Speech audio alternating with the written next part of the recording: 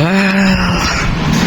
สบายดีพี่น้องบ้องปลายเบิร์ดสุขุสุคนเด้อพี่น้องมื้อนี้กับบรรยากาศดีอีกแล้วพี่น้องบรรยากาศซุ่มเย็นเนาะลมพัดเย็นจ้อยๆพี่น้องเนาะตั้งแต่เมื่อวานนี้แล้วเนาะอากาศดีเลยนี่คล้ายๆคือฝนสิตกแต่ยังบ่ตกเทื่อเนาะพี่น้องตอนนี้ก็คือกำลัง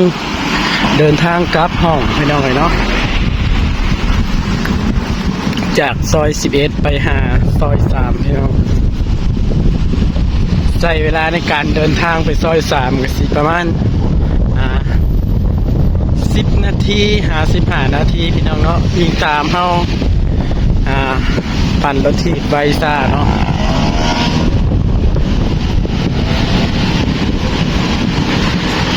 กำลังจะออกจากหน้าปากซอยเนาะพี่น้องก็เป็นถนนใหญ่วันที่ความเจ็บช้ำมันถึงละรถบ่มี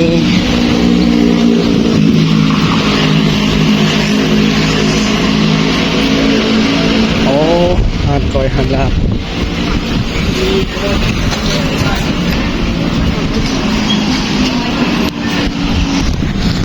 พี่น้องคนลาวเฮาเด้ที่เฮ็ดงานอยู่ในประเทศไทยนี่เนาะพี่น้องเฮ็ดงานอหย่างกันแน่เลิกงานแล้วบ่เนาะพี่น้องอยู่หม้องใดเจใดก็คอมเมนต์หากันในเด้อพี่น้องทักทายยามเย็นพี่น้องบรรยากาศดีแห้งพี่น้องเลย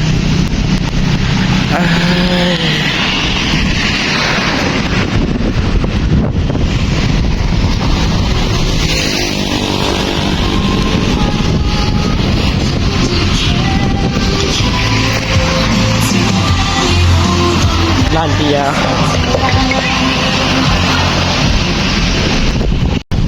ฮอตซอย7พี่น้องเลยเนาะเพราะว่าซีเวซื้อข้าวเหนียวมากินข้าวพี่น้องมากินกับมาล่ากินกับทอดผักบุ้งพี่น้องเลยเนาะซื้อแต่ข้าวเหนียวมากินข้าวนี่เนาะรอข้ามทาง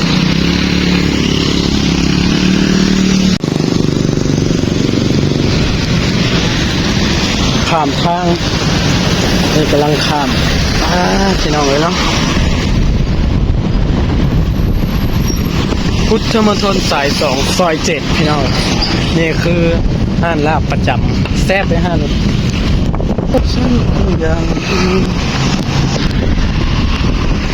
อันนี้ก็เป็นห้านอาหารจีนเนาะพี่น้องเจ้าของเป็นคนจีนห้านอาหารสุดหรู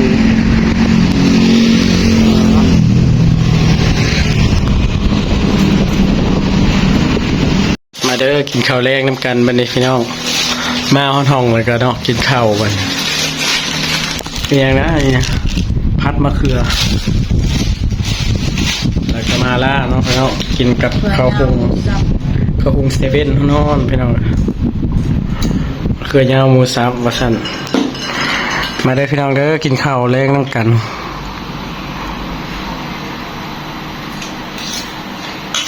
มักน้ำเกลือนะบัวยา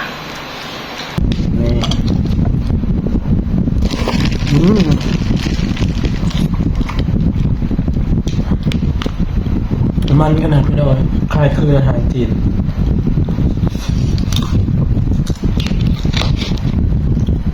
ชีวิตคนไกลบ้านกับแบบนี้นะพี่น้องเนาะคนสู่ชีวิต